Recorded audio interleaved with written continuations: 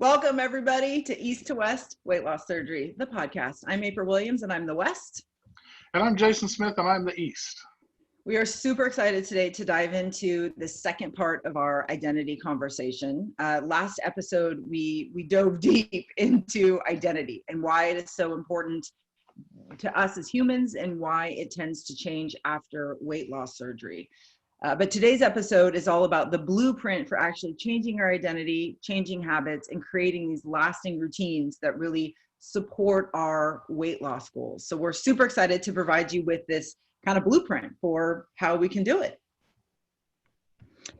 Today is really, the information comes from three places. Jason and I were kind of talking about this earlier. So we are not identity experts. We're not habit experts, but we know some people who are, and we have read some research on it. So really today's episode is drawn from three places: our personal experiences, what we've gone through, what we found works for us, information from James Clear's book, Atomic Habits, phenomenal resource. I recommend it to everybody I possibly could tell because it's just that powerful.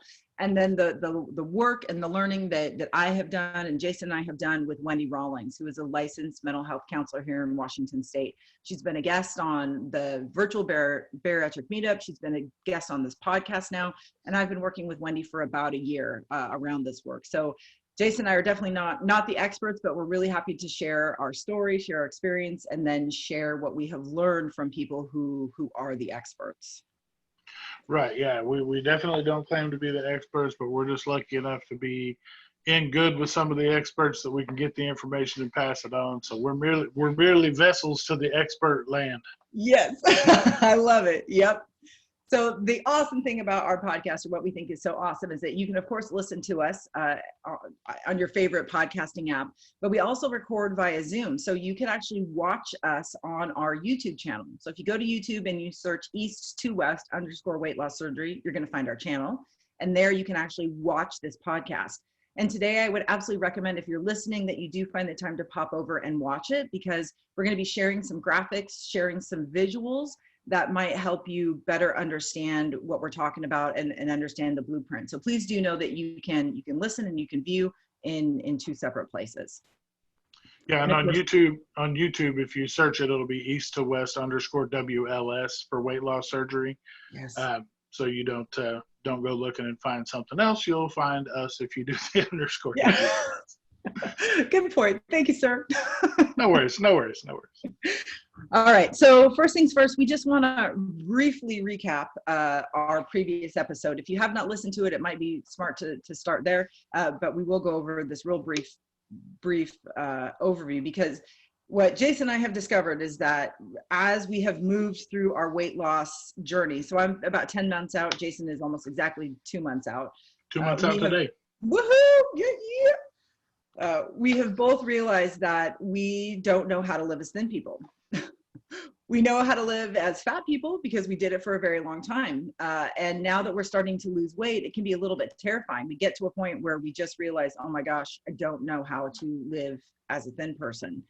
And what I have certainly come to understand, and I think Jason is as well, is that any of these habit changes that I'm trying to make, if they don't start with my identity, if they don't start with my core and work outwards, so if I don't go identity, process, outcome, it's not going to stick.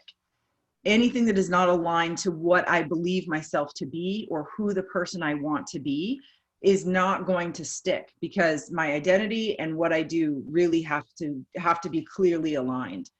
And so many times in the past when I've tried to make changes, I always started with the outcome. I started with, well, what do I want to achieve?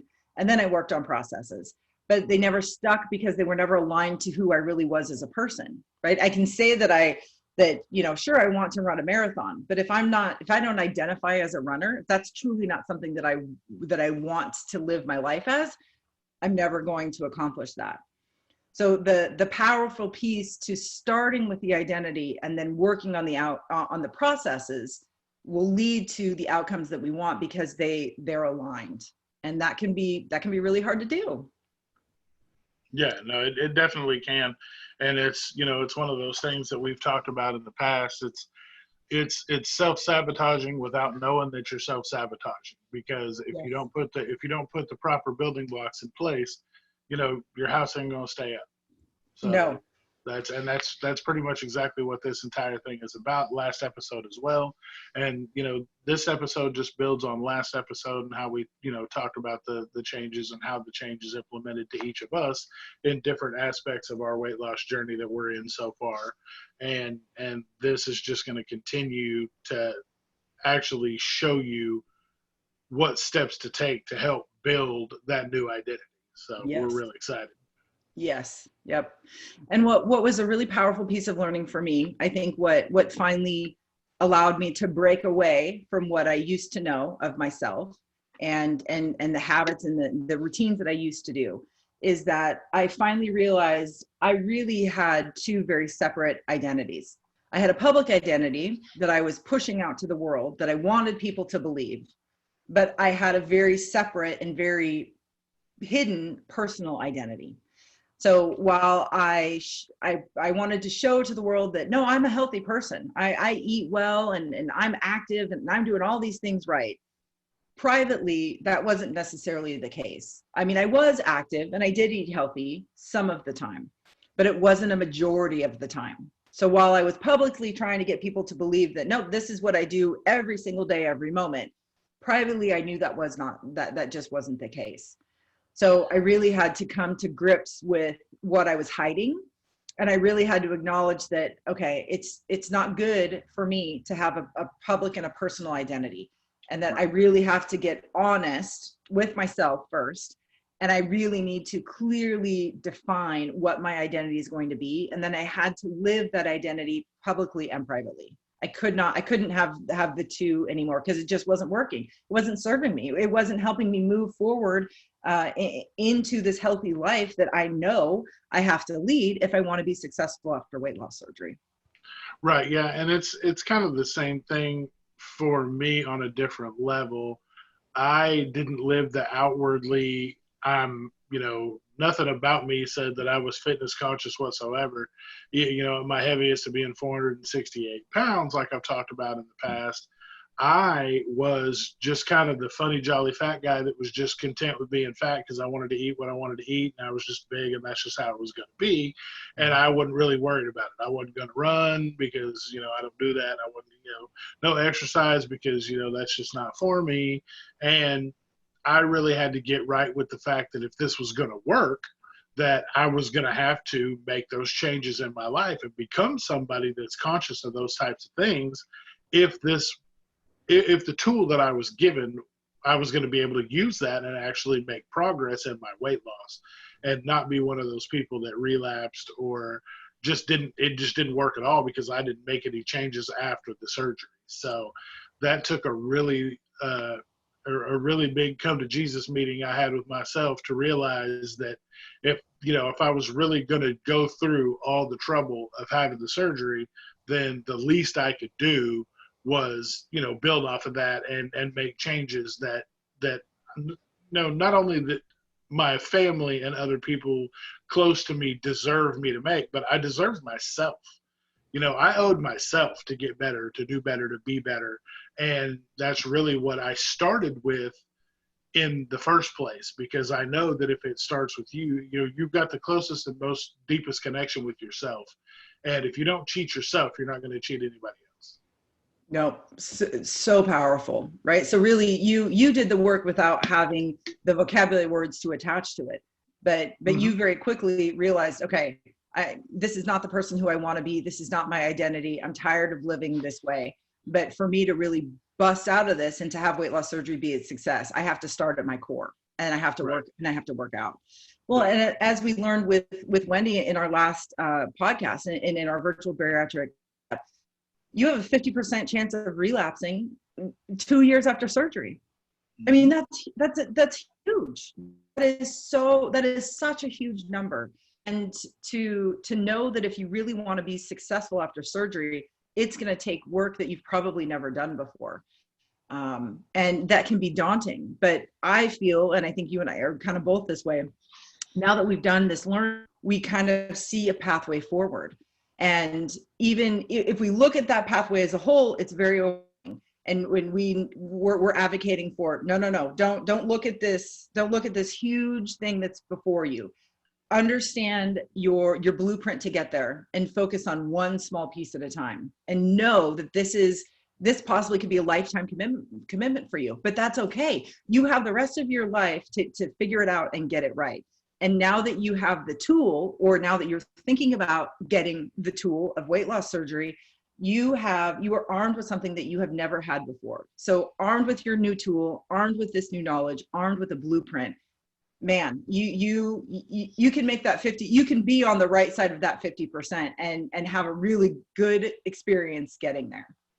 Definitely you can. And the way I like to look at it, one of my favorite quotes is, to get something you've never had, you have to be willing to do something you've never done. And this is exactly this fits this to a T.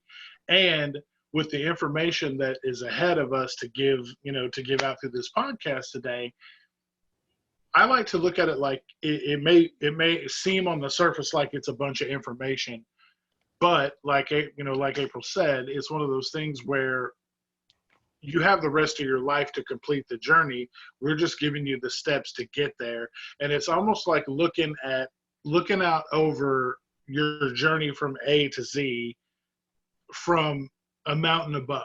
Like, you can see the entire path. And while it may look like it's, just littered with obstacles, knowing that you can see the end of the path on the other side of all those obstacles is the most comforting thing. Like, that there's going to be a lot of steps involved in getting to the goal, but you can see the goal in the distance, in the horizon. Yeah. So knowing that you're going to get there, just, we've given you the map to do so. That's, that should hopefully make this a little less scary, and knowing the fact that, not only do we give you the steps, but, you have the support around you that's going to help you get there. Just because you don't specifically know how to complete a certain step doesn't mean there's not somebody out there that does, and is more than willing to help you get past whatever issues you may be having at the time. Yep, absolutely. And I could not agree with you more. You probably have never tried it this way, and you have nothing to lose. Give it a try, right? And you might be surprised. You might get the outcome that you were looking for, and it's a new thing. So join us on the journey. Give it a try. Let us and give us your feedback. We want to know if it worked for you. We want to know what your recipe was, because we're all about building a fantastic meal, so to speak, from everybody's recipes. So. Right. Okay. And this is more of an outline for you to be able to kind of, put your own spin on however it is you do the work for the specific step at the time. This is not just a step by step by step. If you don't follow this, there's no way you're going to succeed. Nope. You're going to be able to put it in terms for yourself that's going to work, that you'll actually be able to succeed with. Yep. Absolutely. Okay, so let's dive right in.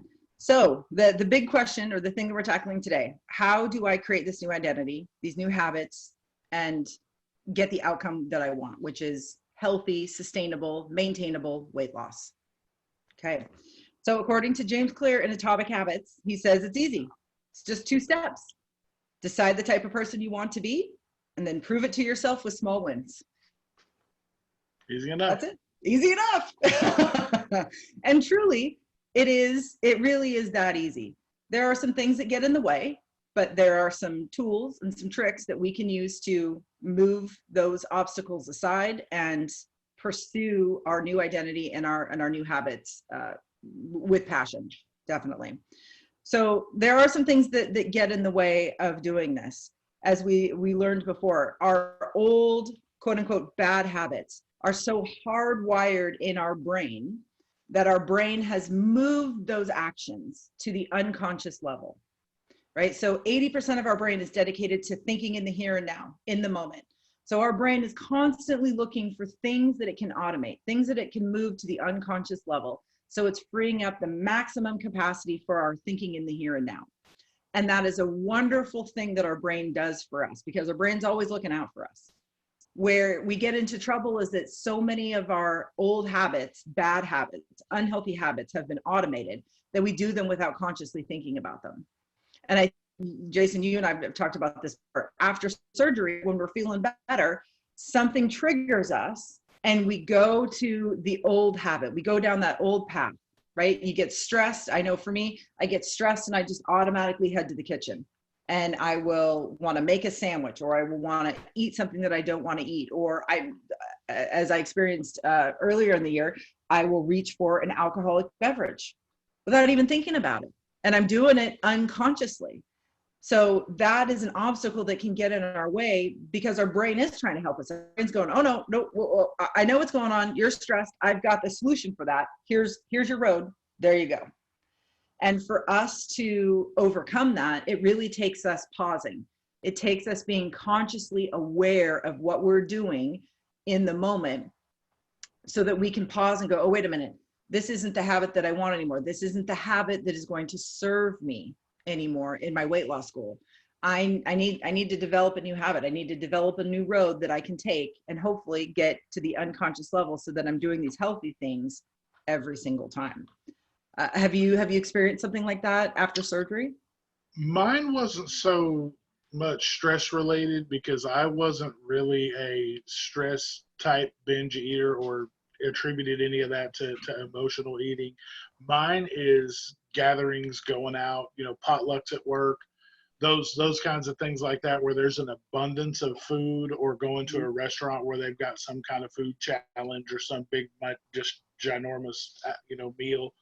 That's more of where my issue comes in. And I have noticed that I will make a bowl of something that's way bigger than I could possibly eat without thinking about it, because it's just my go-to. Instead of grabbing a smaller container and making my meal in that, I'll grab a big, not quite a serving bowl, but like a cereal bowl that's bigger than normal people's cereal bowl.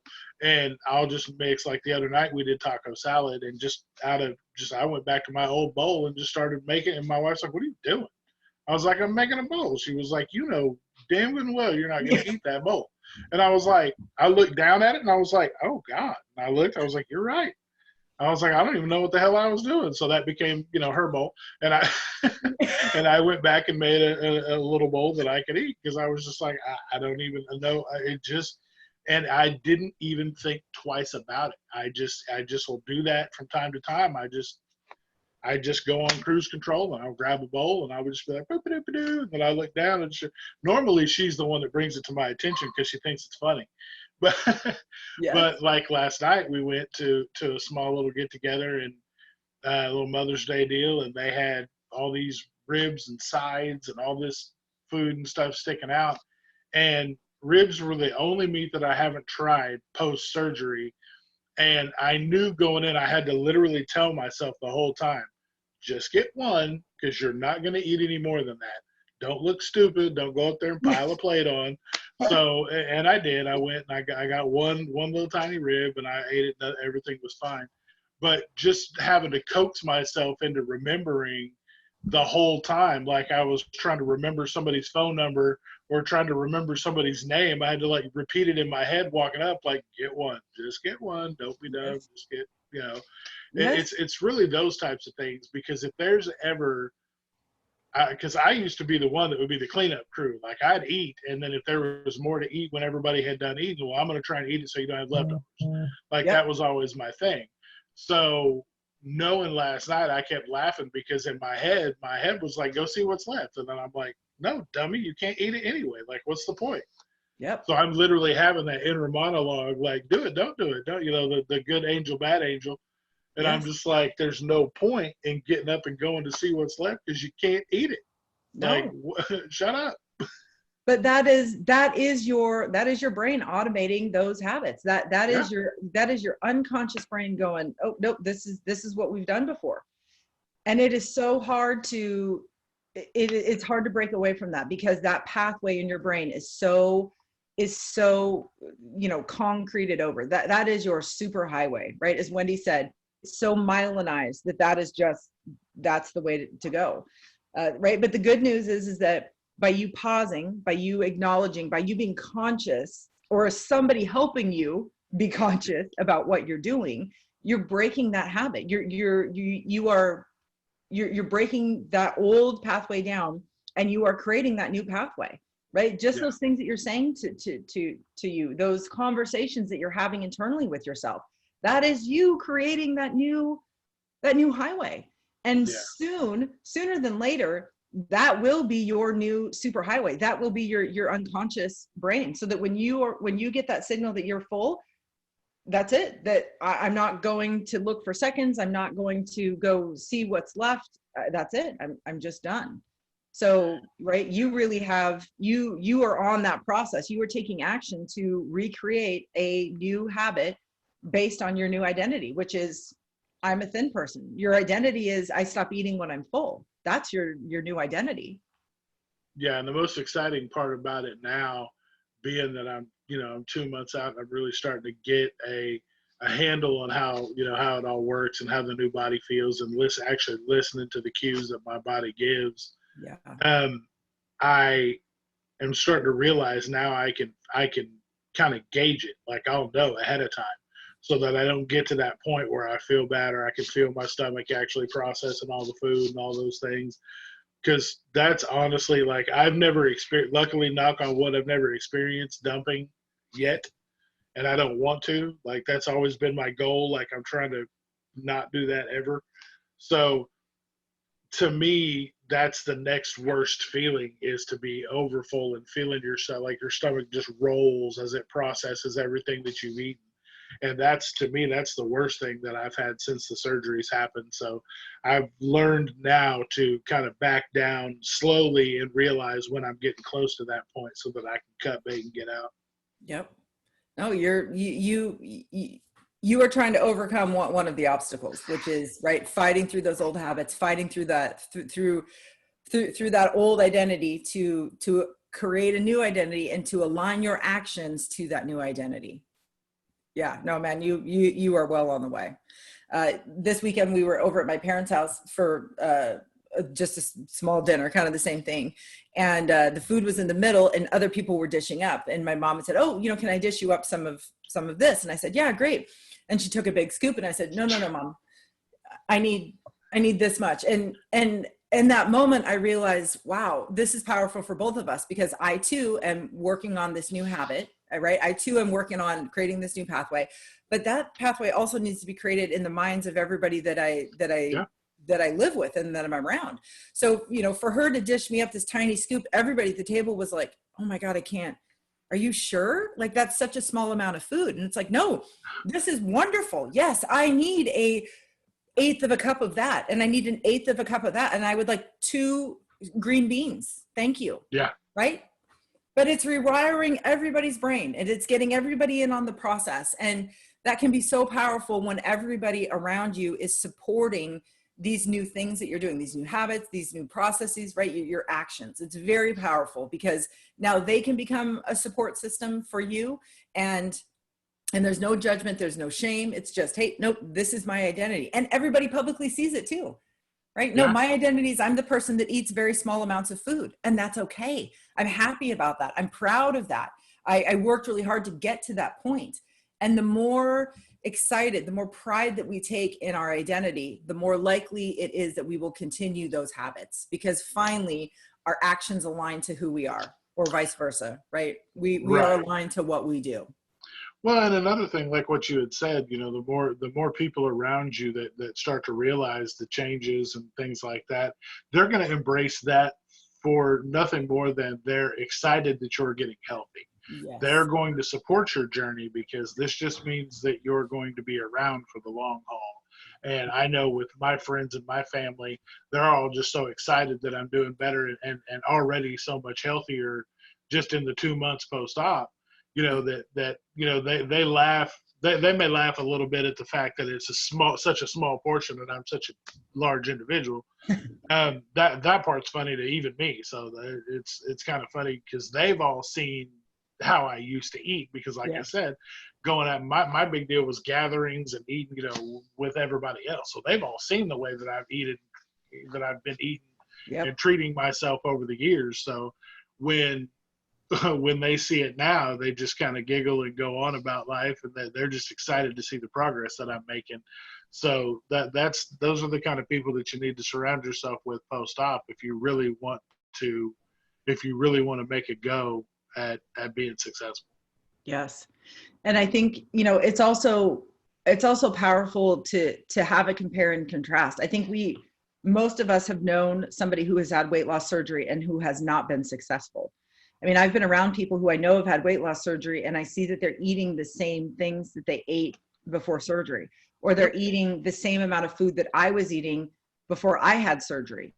So I instantly knew, oh man, nothing has changed for you because you're living the same life that you lived before surgery.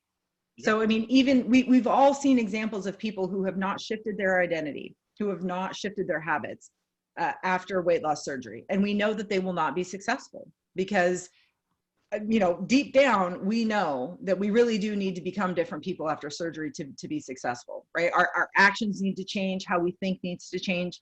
Our core of a person, who we are at our most center, is not going to change.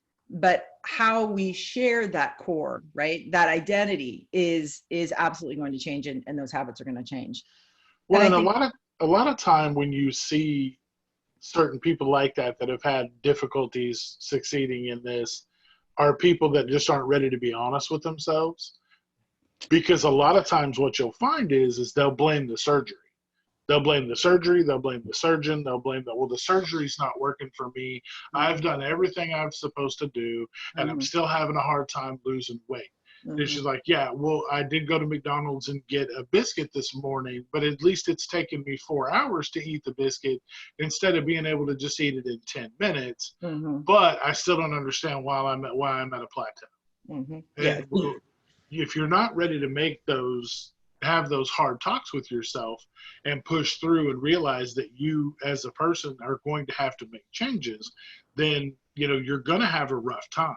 And not saying that those people still can't be successful later on, but you're not going to be successful without making some sort of change internally, because you have to realize that no, just because you've had the surgery, just because you go from 3 biscuits to 1 biscuit from McDonald's, that's still not healthy eating. You're still not doing yourself any favors. You're going to have to cut out McDonald's altogether unless you're riding with somebody that wants to eat it and you just drive through and get something from them. But yeah, you yourself, that's not, those two things don't coincide together. No. You can't keep hitting the drive-through of all the fast food restaurants and just eating less of what you used to eat and be successful. Now, 10 years down the road, yeah, if you want to slip and have just one small little something, I'm not saying it can't be done. No. However, you got to do the work to get to that point, and 10 years isn't today. Nope. And I'm so glad you said that. That's the third point that we wanted to talk about why it's hard to replace these habits. And it comes down to honesty. I think a lot of times we find ourselves in this like identity purgatory. We're just not honest with ourselves. We're not honest about where we're at. We're not honest about our habits. We're not honest about our identities. We're faking it till we make it. And you will not be able, I feel that you will not be able to make change until you get honest with yourself, really, truly honest with yourself. And only then you can move forward. Because if you're trying to build habits, if you're trying to make changes on a foundation of lies, it's not going to stand. It's just not going to work. So, I think getting to the point where making the decision that you're going to have weight loss surgery, you're being pretty honest with yourself. But yeah, man, to get to really overcome, to really make these changes, you have to be 100% honest. That's completely true. And, like we have talked about in the past, just do it. Just having the surgery doesn't change anything but the size of your stomach. Yep. Like, you have got to put the work in mentally. You've got to put the work in physically. Yep. You can't just go have surgery and be like, oh, well, now I like salads when I didn't used to like salads before. I can't stand burgers now. Like, oh, this is crazy how I just don't want to eat any of the candy that I used to eat. Like, none of that goes away. Nope. You just have to realize, because like me, myself, there's 2 things post-op that I've figured out that actually don't agree with my stomach. One of them I'm finding out is lettuce. I have a really hard time processing the lettuce, and it really kind of makes me feel funky. So I got to cut a little bit of that out. And Greek yogurt. But past that, I don't have an aversion to sugar. I don't have an aversion to any kind of meat. I can eat whatever I want. Literally right now, I could go in there and eat mashed potatoes, gravy, chicken. I can eat whatever you put in front of me, I can eat it, and it doesn't bother me a bit. Yeah, So there's a lot of people that have the surgery and can't do those things post-op. Yeah. And those, it doesn't sound like they're lucky, but they are kind of lucky because it's going to help them make those changes, because physically it really sucks to feel that after you've eaten something you're not supposed to eat, the feelings you get are terrible. Now, for somebody like me who doesn't have any bad feelings after they eat that stuff, it sucks because because at that point I've got to do a lot of work to get myself to a point where I don't want to eat those things anymore, because the scale, because my measurements, because I don't want to, I don't want to just completely forego all the work that I've already done to get where I'm at. So there's a lot of change that comes with just deciding to have the surgery that you're gonna have to put in. Yes. And I think I went into surgery thinking, well, I'll never be able to have carbonated beverages again, or I won't be able to tolerate this and that. And same thing. I mean, I'm 10 months post-op. There's not a single thing that's technically, like, physically off the table for me. And that's a little bit terrifying, because it means that I can enjoy all the foods that got me into trouble before surgery. But that's what makes the work that I'm doing around my identity, right, and changing my habits so powerful. Because if I want to be successful, if I want to be on the positive side of that 50% relapse number, this is the work that I have to do. And thank God I have a tool that helps me, right? Nope, physically I'm done. So my body is using the tool well. Now the tool that I have to use for my brain is this work that we're talking about today. It's the identity, and it's the habits, and it's the living the life that I really want. And really it comes down to, right, just choosing what I want most out of life versus what I want right now. What do I want most versus what do I want most right now? And if I can choose the most in my life more often than I choose the most right now, then I'm going to be successful. And that's really, again, that's a super powerful thing that came out of Atomic Habits for me, right? James Clear, he just says, right, that lasting habit change occurs when we start with our identity and then build our habits out from our identity. He says that if our habits are aligned to our identity, we're more likely to stick with them because they're aligned to our beliefs and our values. And that, for me, especially when I read this in the book, he talks about that, we've always attempted to change our habits by focusing on the outcome first, right? So what do I want the results to be? And then work on process. But I never, ever touched my identity. So that was the one thing that I had never tried before. So when I started to make changes based on my identity, and I focused my processes, right, those things that I do to live that identity, then the outcome is natural. And I've absolutely seen that. I broke my 100-pound milestone. I've lost 100 pounds in 289 days. And I was able to, thank you. Yeah, thanks. But I was able to do that because all of the things that I'm doing now are aligned to my identity, right? If something crops up in my life, I can say, okay, is that action, is that decision going to help me live my identity? And if the answer is no, I don't do it, right? 90% of the time. It doesn't mean I do it every percent of the time. But again, the most powerful thing that really came out of Atomic, I mean, I keep saying this, but right, is it James Clear says, look, just like in an election, you don't need a unanimous victory. You just need a majority. So most of the time you need to choose the action that aligns to the identity, right? Most of your evidence needs to prove that you are living that identity. You don't need 100%. And I was like, oh, thank God, right? Because some days we just need that comfort. Some days I just have to pick that decision. And it was so comforting for me to know that's okay. Right? That's okay, because I don't need a unanimous decision. And it busted me out of my old shame cycle, right? Because if I had a goal to do X, Y, and Z 7 days in a row, and as soon as I missed that one day, I'm done. The whole thing's blown. And then I would go back to that old habit, and then I'm back in shame, and then I'm just reliving all these horrible things. But to all of a sudden have that information of, oh my God, I made a mistake, or I made a choice that doesn't align to my identity. That's okay. I'm allowed that. I'm allowed a slip. I'm allowed one mess up. But if I look back on the month, or if I look back on the week or on the day, and a majority of the evidence that I have points to the fact that, nope, I made the decisions that align to my identity, then I am doing it. I am on the path. Right. Well, and just like we say, the surgery doesn't automatically change you as a person. It doesn't automatically make you perfect either. So you're not just going to have the surgery and go, now I live this completely different life and everything's perfect and I never slip and everything's great. It just doesn't work that way. And like April said, that's perfectly okay. You have to realize that even if you have, one setback, one slip, one whatever it may be, it's a numbers game. It's a majority. If you've killed it the rest of the week or the rest of that day, and one small thing, one small slip happens, you can just pick right back up the next day or the next meal and just keep it moving. As long as you don't let that derail from the progress that you've already made, you will continue to make more progress. Absolutely.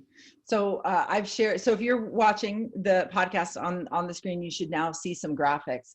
So last week, and really this past month, we've been talking with Wendy Rawlings about just behavior change, right?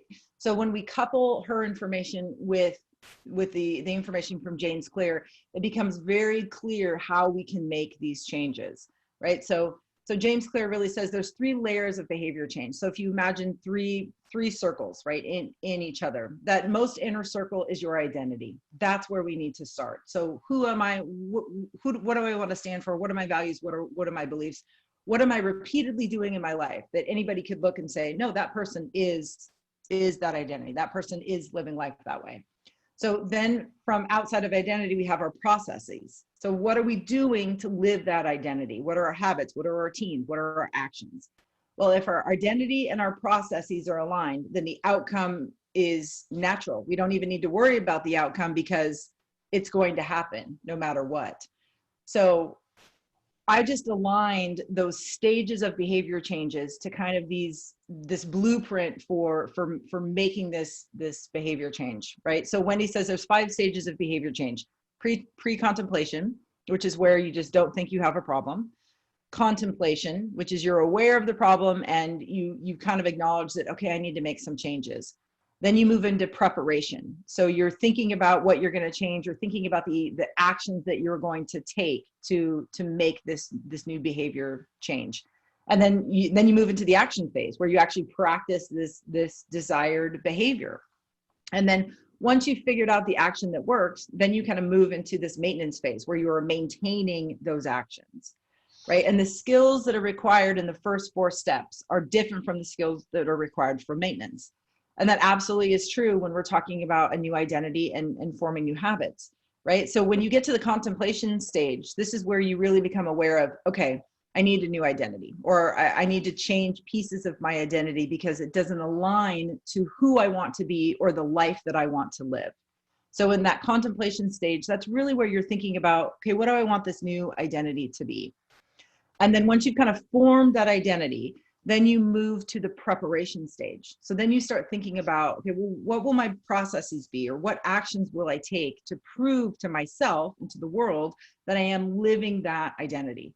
So that's really when you start to think about, okay, your routines, or what would I need to do every day, or what steps, what processes do I need to take? And then the action part of that, part of this behavior change kind of step is you actually practice those routines. So you're going to try different things, right? So one of my habits for living a healthy identity is that I have to take my vitamins every day. Well, I really had to figure out a routine or a habit for taking my vitamins because I was skipping stuff. And that's not going to, if I'm skipping my vitamins, 90% of the time, I'm not living this healthy identity. So I really had to play with, okay, well, how am I going to do that? What routines am I going to follow? And his book, most of the Atomic Habits, is really just about creating these routines and processes. So really all that we're talking about is like today, the first, 2 chapters, I think, of the book. The powerful parts of the book are really like, okay, how, what are the steps that I need to take to build these new routines? So it takes a lot of practice. It takes taking pieces from other people. It takes, for me, it was literally, I put my vitamins in multiple places around the house, and then it just became part of my morning and my night routine.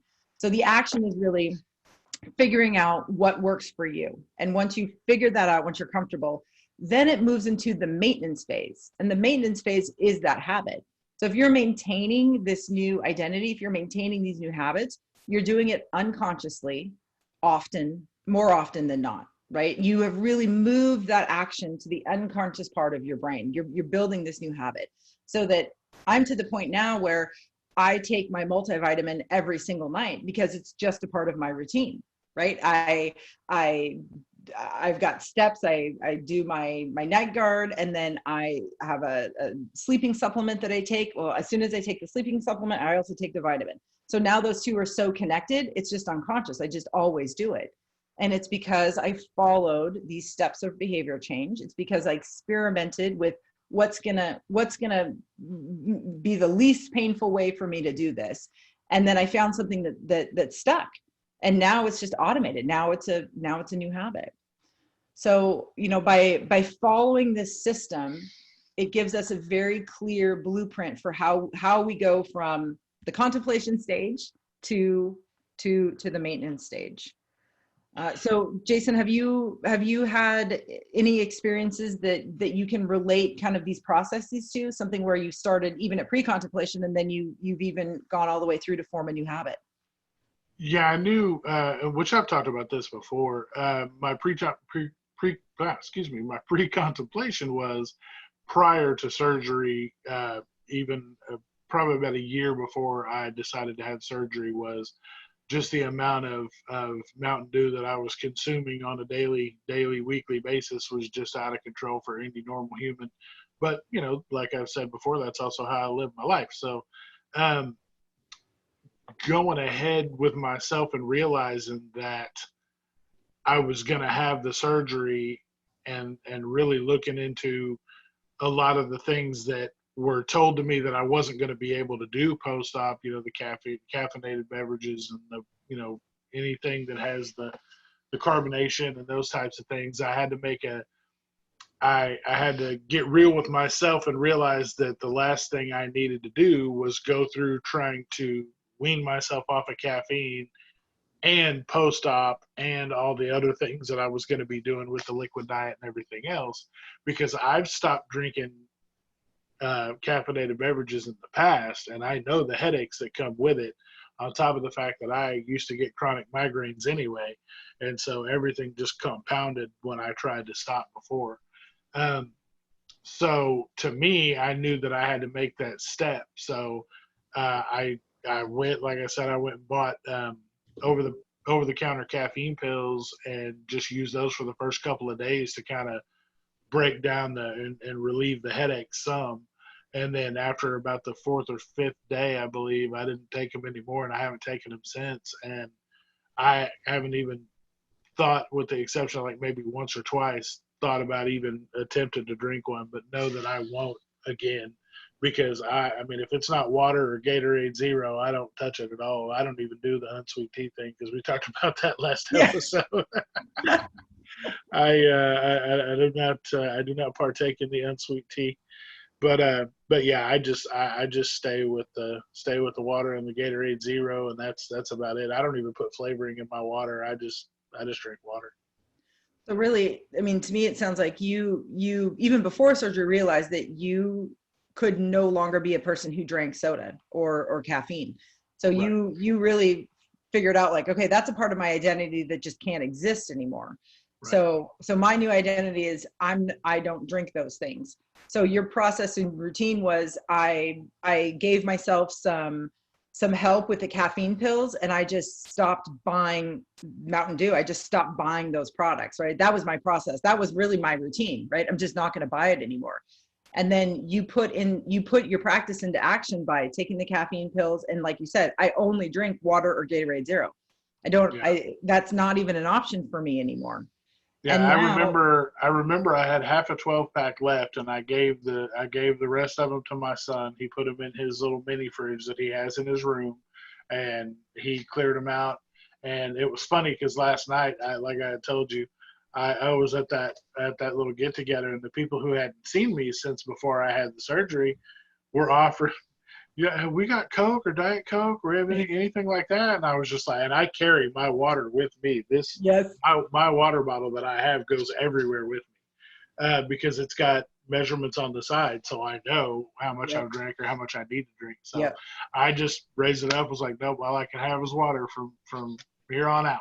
So it Yep. was just funny of thinking that, not realizing that the people that I haven't seen still don't know the changes that I've made. So No. it's funny having to go through that and still telling people, because in my mind, you just kind of get to a point where you just think, it's been long enough, everybody just knows. But there's a lot of people that won't know, and you'll have to continue to tell people for forever, probably, whether it be wait staff at a restaurant or somebody at a get together or however that works for you. You'll have to still remember that, and I'm sure there'll be a time that I may slip and actually think about ordering something different, but I know that I'm going to reel it back to myself and remember that I can only do water. So, and the thing with this graphic that I like the most, talking about the changes starting with with your inner self, is, that's how all changes are truly made to begin with, is from the inside out, whether, and including the surgery. You start with the inside. They make the changes internally, and then your outward, it all just starts to melt outward.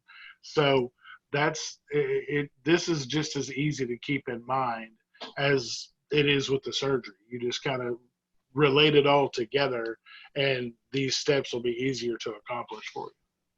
Absolutely. Yep. So I'll share with you guys the process that I went through with one of my pieces of my identity, right? So like as we talked about earlier, I had to get honest with myself, right? I had a public identity and I had a private identity, and I realized that those two weren't meshing. So, my disappointment, I just thought that after surgery, I would automatically be a healthy person. And then I got to month, 2 and 3 when I was kind of recovered, and I was like, oh yeah, no, I guess I won't just automatically be a healthy person. Weird. Right. So I was like, well, shit. So, so part of my identity is I am a healthy person, right? That is the identity that I want for myself. So I really just sat back and I thought, okay, what would a healthy person do if they were living this identity? And I came up with 4 big things, right? It was nutrition, sleep, activity, and mental strength, right? Those were the kind of my 4 big areas. And then I went even a step further and I was like, okay, well, if I was getting in my nutrition, what would that look like? So it would mean that I would be tracking my food. So I signed up for Weight Watchers again. I absolutely love it. I use the app to track food. I would be getting in my macros. So I'd be getting in my protein and my water. Those are the 2 big things. So obviously I would be tracking those. I'd be prepping meals and I would be carrying around my water bottle, right, everywhere I go. And then I would be taking my daily vitamins. And then I even went, if you're watching this, I even went a step further and I said, oh man, I have to move my vitamins, right, to my existing habit, because I'm not doing well if I just like set timers or, whatever I was doing. So I did that for all 4 areas. So you can see I've got like things under each 4 areas. And then when I was done with that and I stepped back and I looked at it, I was like, God, that's a lot. And my identity of a healthy person isn't even my full identity. That's like a facet of my identity. And I got a little bit discouraged, but then I just checked myself and I said, you know what? All of these things are not going to happen in a day. So I'm just going to focus on one aspect, one component of this healthy identity. And I'm going to master that. I'm going to get that to a habit stage. And then when that's done, then I'll move on to the next. And then I'll move on to the next, right? It's just like building muscle at a gym. You don't start with like your entire body, one day at a time. Well, today I'm going to work on arms and I'm going to master this movement. And then I'm going to add in this, but you don't just, do it all at once. You gotta baby step it. So when I talked myself down from the ledge, I just said, okay, I'm only going to focus on nutrition. And I've been focusing on my nutrition now for the past 3 months. And that's it. I'm not worrying about the other things. I know that they're there, they're written down, so they're not going anywhere. But I've just been focusing on nutrition. So I track my food, I track my macros, and I work hard every day to get them in. And I have a solid routine now for my vitamins. And guess what? I've broken my plateau. I'm finally to my 100-pound weight loss, and I'm seeing positive results. So I know that this system is working for me. And when I get to a point where tracking my food and my macros and my vitamins are just a routine, right? They're just a part of the daily, the stuff, then I'll move on to sleep. And if I find that my nutrition is starting to slip while I'm working on sleep, then I'm going to abandon sleep for now, and I'm going to go back and I'm focusing on nutrition, right? I'm just going to build these solid foundations. So, for me, this worked for me. I'm a very visual person. I'm very linear. I need things, written out, and I need to have a game plan. And this absolutely worked for me. So, right, this is the blueprint that we really want to share with you guys today, because it's a clear path forward for you to define or identify, refine your identity, to know that your identity can have many different facets, and that's okay. But we're all in the weight loss surgery boat together. So if we want to be successful after weight loss surgery, I think Jason and I both recommend that the first facet of your identity that you focus on is everything related to weight loss, right? You've got 2 years to really mess things up. So we need to work hard for 2 years. We need to work hard on this part of our identity that is aligned to our weight loss surgery, or that is connected to our weight loss surgery success, right? Focus those 2 years on that, because that is your window of greatest opportunity. And then once you have conquered that, you've been a successful weight loss surgery patient, you're on a great path, things are myelinized, things are done unconsciously, then you can move on to the other facets of your identity. But if you are really concerned about relapse, if you really want to be successful after weight loss surgery, you really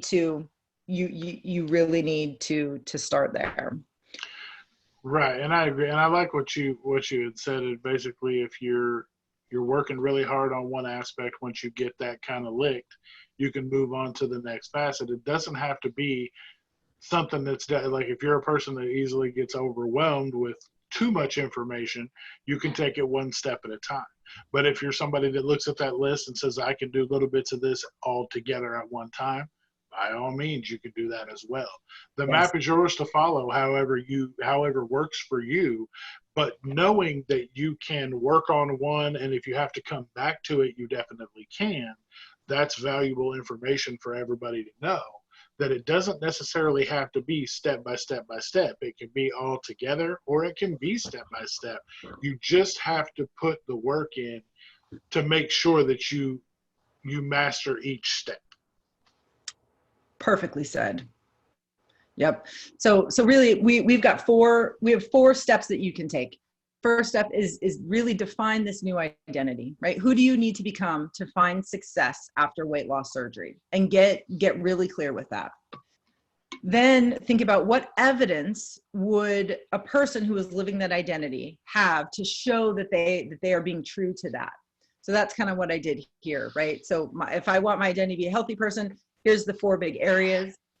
And then take it a step further, right? That step 3 is really, what things would you need to do daily to produce the evidence that you were living that identity, right? So my big identity is a healthy person.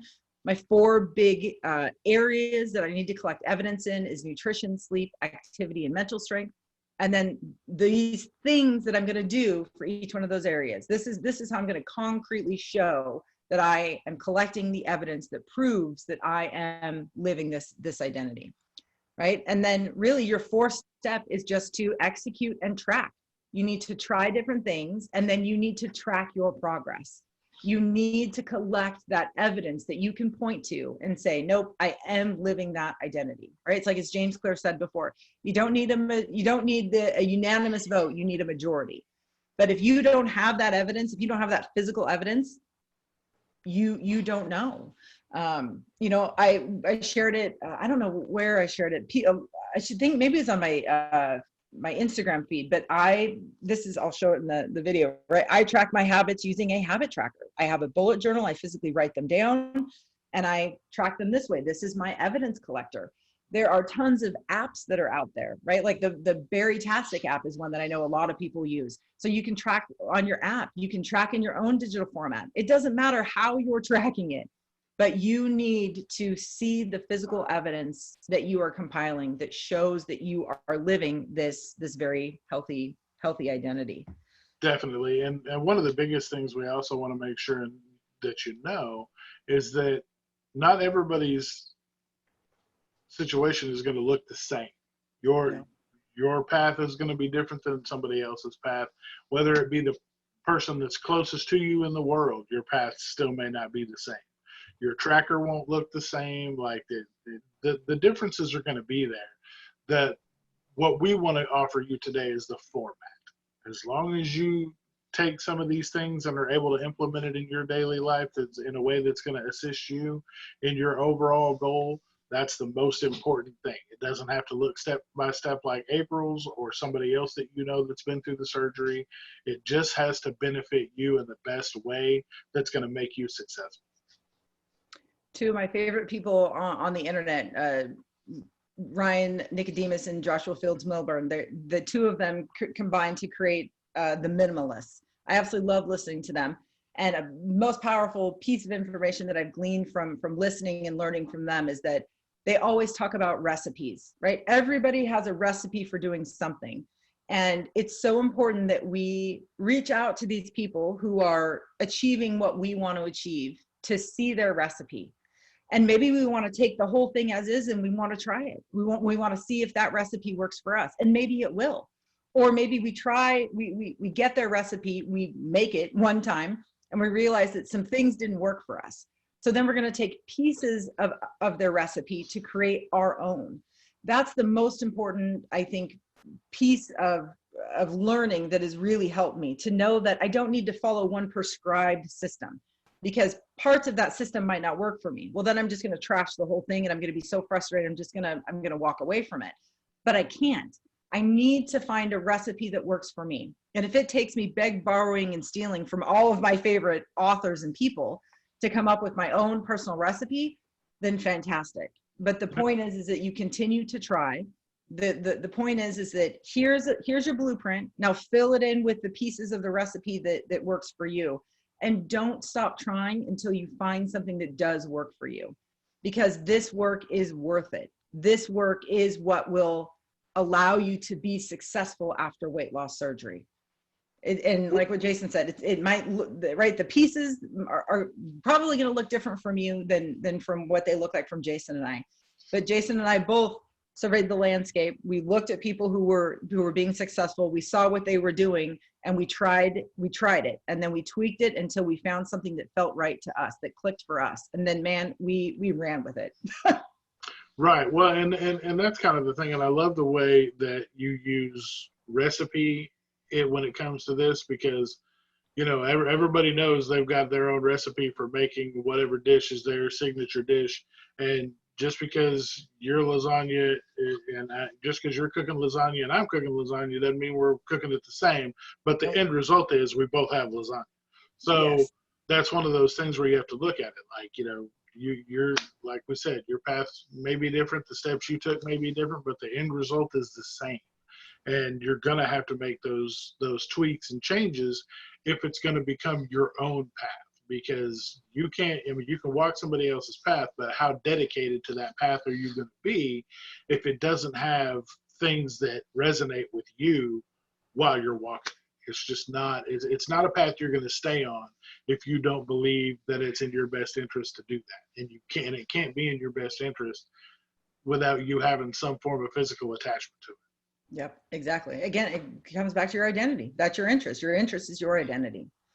You know, and I think the other powerful piece about this blueprint is that it can be applied at any stage of your journey, right? So if you're just thinking about weight loss surgery, you can be thinking about your identity. You can be thinking about the person that you want to be after surgery, and you can be developing, you can be making those changes now.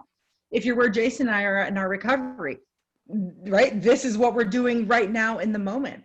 If you've already had surgery and you're struggling, maybe you need to go back and revisit your identity, and you need to make these tweaks so that you start living the life that you want to live, right? Or even if you're in the maintenance phase, but you're struggling in maintenance, here you go. Here's a way that you can get yourself back on track to maintain the weight that you have already lost.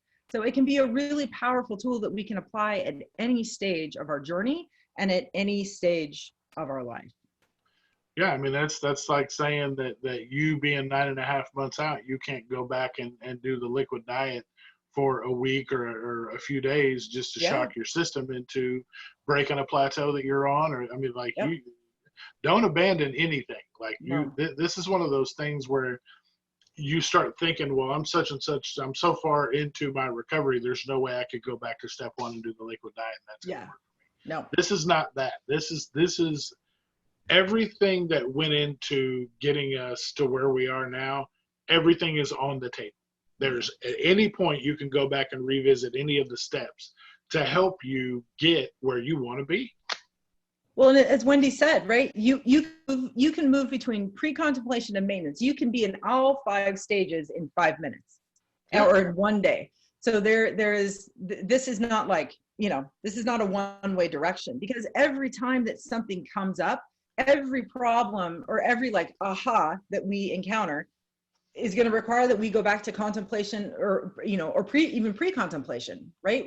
Like with me, I didn't think I had a problem with drinking until all of a sudden I realized I was buying beer at a grocery store after weight loss surgery because I was stressed. I mean, you got to be kidding me. Like, oh my gosh, clearly I need a different coping mechanism for being stressed. So, in that one day, I went between all of these different stages.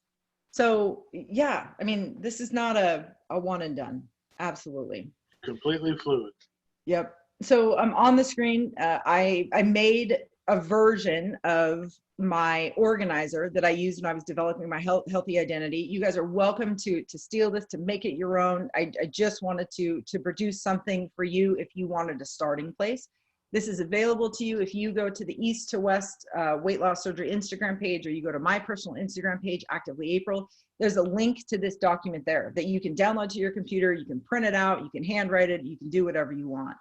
So if you too develop a graphic that was really helpful for you, we would love for you to share that with us so that we can share it with everybody else. Because again, what worked for me might not have worked for you, but if you came up with something that was awesome, I want to know what that is, because there might be somebody else that is wanting that information. So Definitely. Yeah, so this is here for you.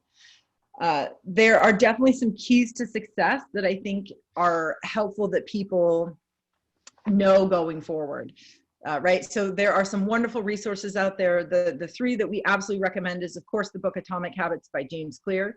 There's another book called The Willpower Instinct by Kelly McGonigal. We don't like the title, but I think once you read the book, you'll quickly realize that this is a very powerful tool that we can use to help us understand what willpower is. And then, of course, Wendy Rawlings, she's the licensed mental health counselor that I've been working with for a year. She's the woman that's been joining us on our podcast and on our virtual bariatric sessions.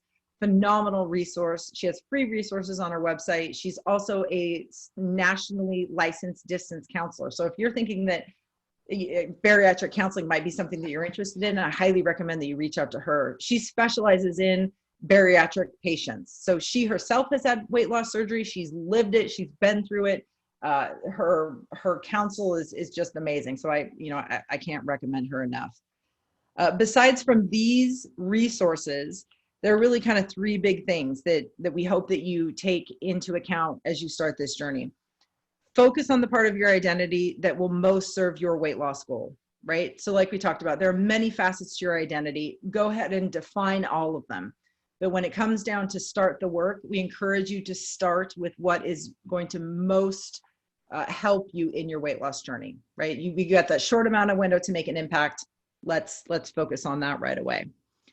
Understand that this is probably a lifetime commitment for all of us, right? Really defining our identity, really polishing our identity is our life's work.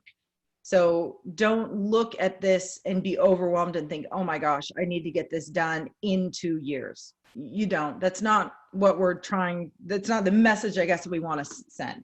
But what we do want to send is that if you know some important dates, if you know some important goalposts, you can make the decision that's best for you. So just know that you have a lifetime to get this work done.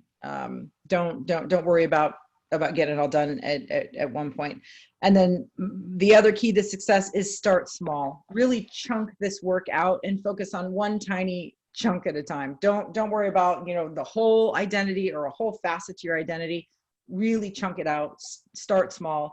And by tracking and by really taking notes of what you're experiencing, you can more quickly identify maybe an area that needs to be tweaked, instead of just thinking, like for me, I'm famous for telling myself I got in all my water when in fact I only had a sip all day.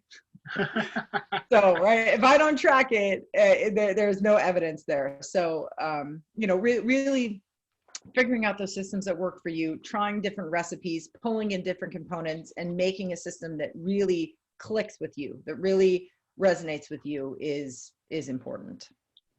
Definitely. And that's really all the whole point of today is just making sure that we break it down small chunks, little bits. It's a lot of information to take in, just on top, just from looking at it today. But it's your own, this is work at your own pace. It's everybody's favorite school term. Everybody work at your own pace. You get done when you get done. And that's really the biggest part of it is just doing it when you can do it. But the point is that you are doing it. As long as you're putting the work in, this is going to work for you, and the results are going to be undeniable. They just are. Yep, proof is in the pudding, right? As they say, the proof is going to be in your tracker. The proof is going to be in the evidence that you're producing, and the proof is going to be in the weight loss or the maintaining of your weight that you are experiencing. So you're definitely going to have some powerful pieces of evidence, when you are living your identity. Yes, so definitely. Yeah. So we know there was a ton of information shared today. If you have any questions about it, of course, please, you can reach out to Jason and I. We are here to support you. And we would love to follow along in your journey. We know that this is a huge piece, and we know that it can be overwhelming, but the whole reason that we created East to West Weight Loss Surgery so that we can be a support for the community. We are here to support the bariatric community with humor, humility, and honesty. So hopefully all three of those things came across in today's episode. Absolutely. That's what we're going for. And, we're resources if you need them. We have access to other resources if you need them. Just please reach out and let us know if there's anything that we can do to assist you. We'd be more than happy to do so. We've gone over this information with Dr. Wendy Rawlings, like April had said. So, we're versed in the information. If you need further information, we can get you in touch with Dr. Wendy Rawlings. Like there's things we can do to assist you, even if it's something that's outside of our scope. Because like we'd said before, we're definitely not experts, but we know a couple, so we got you covered. We got you. All right, my friend. I think we're to the point in the podcast where we ask each other a surprise question. So yes. Yep. So Jason and I, we formulate these questions on our own. We don't know them ahead of time. We want to make sure that we are projecting our candor, that you guys know that we're not afraid to talk about things that maybe come up. And sometimes when you're just spitballing questions, you learn the best part of information. So I have a question lined up. Jason, you ready to go? Yeah, I got you. Okay. So I think I'll ask the question first. So now you're 2 months out. You've lost 87 pounds. Okay. I want to know today, what's scaring you right today? What's scaring you in this moment that has to do with your weight loss surgery? I think I've moved past all the scary points and realized that I'm not going to die if I don't have all the things that I thought that I would die without before surgery. The scariest thing for me, I think right now, is I've set a goal for myself because I wanted to have 100 pounds lost by the time my son was supposed to graduate on May the 20th. I'm 12 pounds out, and I'm afraid I'm not going to make it. But what's more, it's kind of funny that I was afraid I wasn't going to make it because I know in my previous mindset, like we had, discussed a little bit earlier, once you miss a goal like that, you just, the wheels tend to fall off the wagon, and it's just all abandoned at that point. I know that's not going to happen, but I know that there will be disappointment on my side because I will have thought that I could have done something different or done something better, or had I just done this. I know those types of things will kind of creep up a little bit. So that's probably the only thing as far as scariness goes that I'm thinking about right now. But I've done really well. And this is a lot of a tribute to the work that you and I have done building these episodes like we have. They've helped me a lot to do a lot of processing work that I think would have taken me a lot longer had we not have done what we've been doing in the conversations that we've had. So I attribute a lot of the growth that I've had so far to us and to you. But yeah, I think honestly that's probably the scariest thing for me right now is just thinking that I may possibly miss the goal by like a pound or two, and how bad that's going to suck.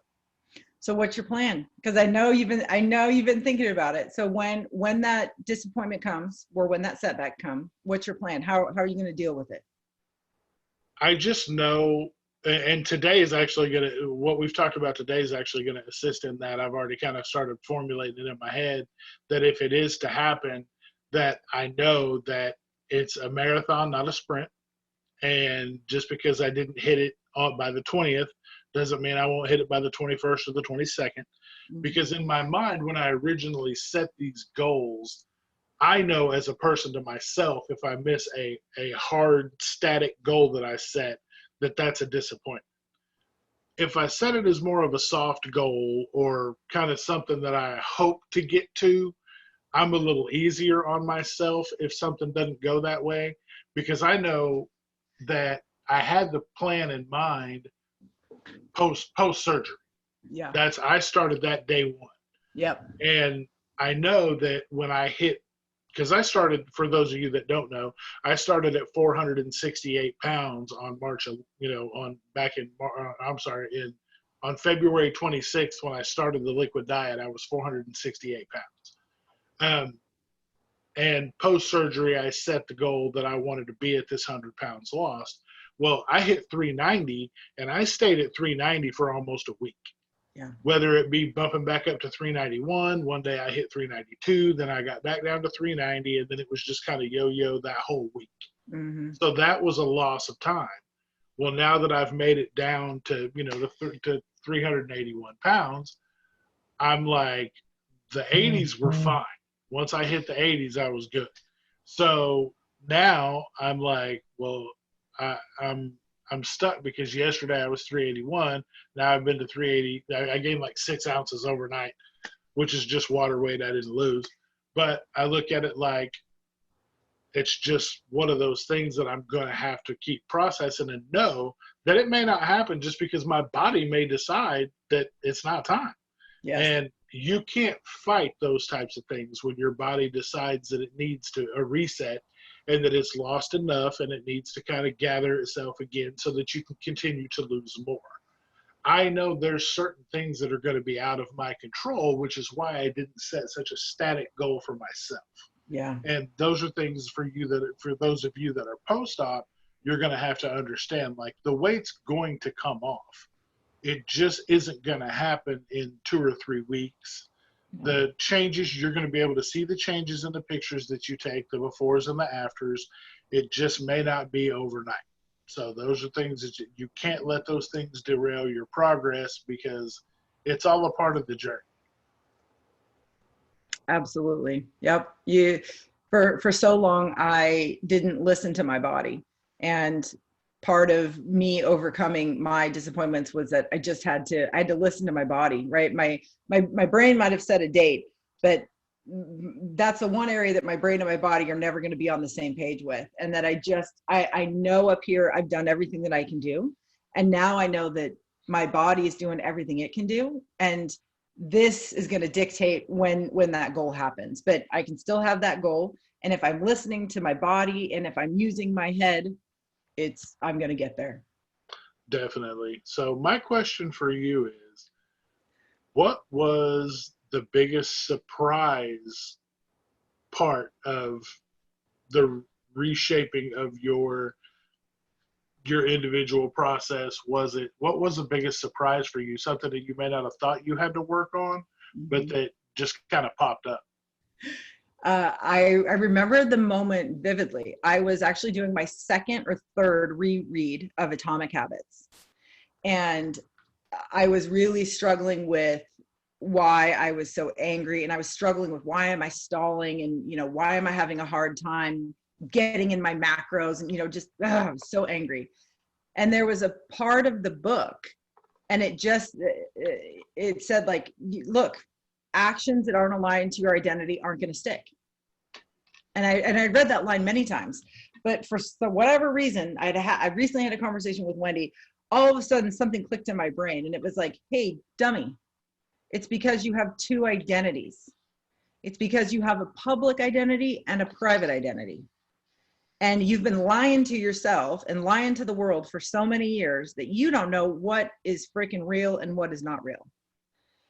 And I just thought, oh my God. Like, I can't believe that it took me, I can't believe that I had convinced myself that it was okay to have two identities, or I had convinced myself that my public identity was actually my private identity, because it absolutely was not.